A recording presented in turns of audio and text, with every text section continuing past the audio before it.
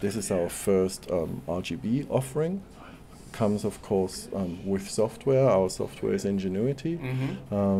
What was important to us there was, if you look at the keyboard market these days, the majority of keyboards that get sold by now are RGB keyboards rather than single color. It's often a situation, you buy what you read about, you buy what's good in the bestseller list, you buy what your friend says so. Doesn't necessarily mean you know a whole lot about RGB software, right? We felt there are quite a few software packages out there where after 5 minutes you put it aside because it's so complicated. At the same time, the software has a hardware architecture behind it. So that means it allowed us to put onboard memory into the keyboard. What that does for you, you see here, those are the 3 favorites. Whatever you keep down here rather than up there, you'll find also here. So if it's software based, you always need to open your software and activate or click on whatever you want to use. Hardware based with onboard memory, you just cycle through it. It's either in the software or you have dedicated media keys. So in this case here, for example, for the lighting, you have a media key. The 3 profiles we talked about, you have a media key. Game mode, you have a key.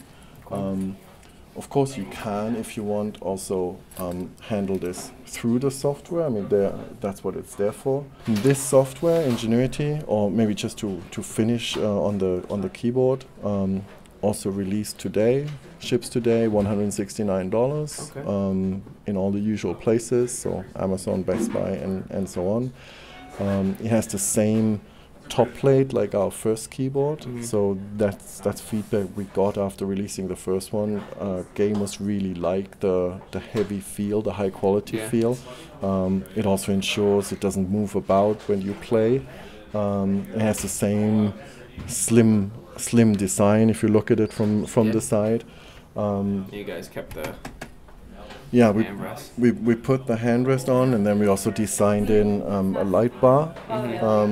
What's important always with the light bar is how smooth it looks, because there are a lot of light bar out there, but if you don't put enough LEDs in there, if you don't organize it nice enough, you have a lot of black spots in between, and then it doesn't really look that nice.